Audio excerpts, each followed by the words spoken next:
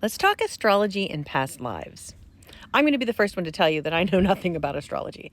I don't have the mental capacity to hold on to and retain all of the knowledge and all of the information that you need to have in order to really, truly understand and process how astrology works and what it means and translate it.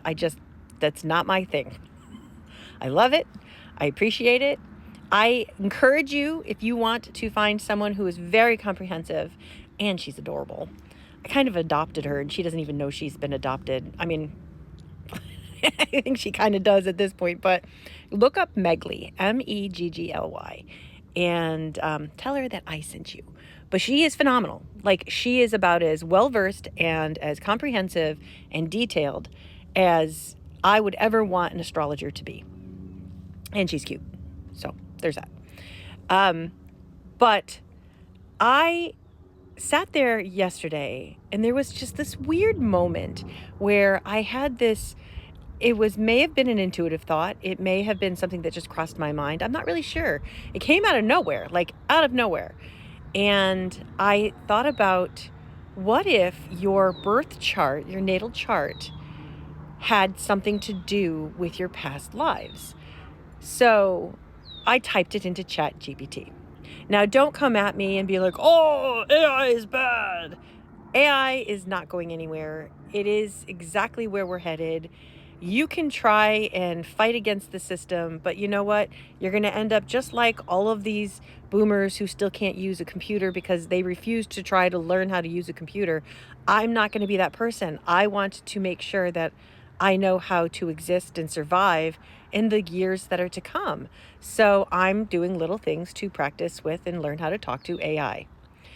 And this is one of the things that I chose to do. So I typed in, I already have my natal chart in there, and I said, what other time frames in history and going forward match my natal chart? What other times were the planets exactly the same? And it came back and said, never. There is no other time that would be exactly the same. That's just not possible. There are times in history where it has been pretty close. So it came up with all these different ones, like something in late 1700s, 1400s, 1200s, and I think there was another one like 21 something, like 2130, I think. But those are really close. But it told me, what it said was to process it differently. Think about it in terms of patterns and breaking through patterns. Now, it went and started at the very beginning. It was crazy because it was telling me that, like, all these different patterns about, one of them was when witches were being persecuted and intuitives were being held back and they went in hiding.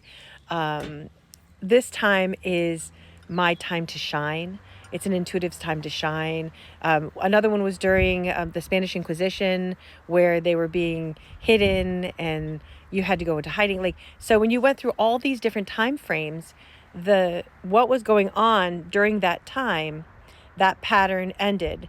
And then the next one was the next set of patterns. It was almost as if my soul was very young then, and then the next one was the next set of lessons, and then the next one set of lessons. And they all correlate and they go together. It's not exactly the same. I'm not obviously learning the same lessons over and over again. But in this lifetime, things are better than the last lifetime, which were better than the one before that and better than the one before that. And the hope of the one that's to come is tremendous.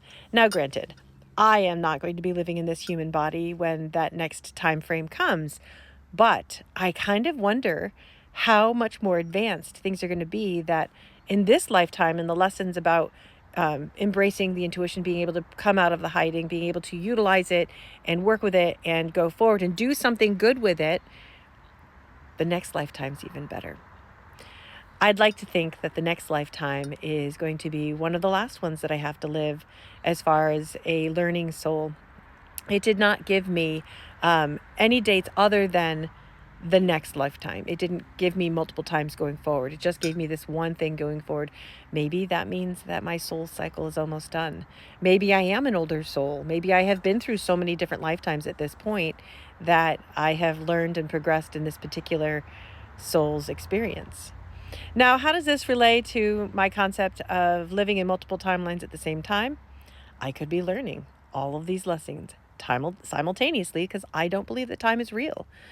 And that also means that I know that things are coming that are really good.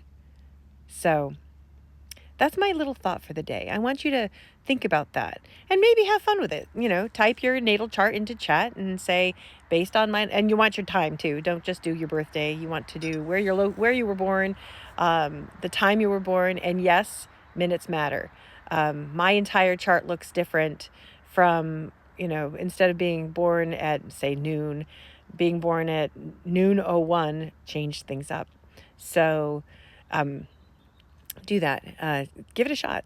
Ask it to give you patterns and things from, history, historical dates, but then also give you an idea as to where you're headed. When are your stars going to be aligned again? It's a fascinating concept.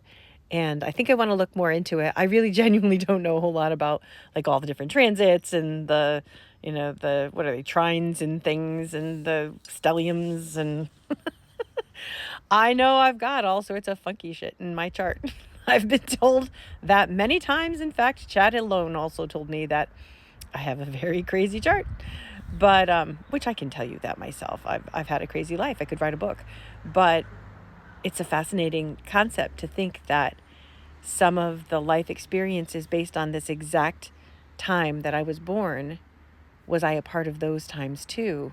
And is that a part of my soul's progression? Who knows? Who knows?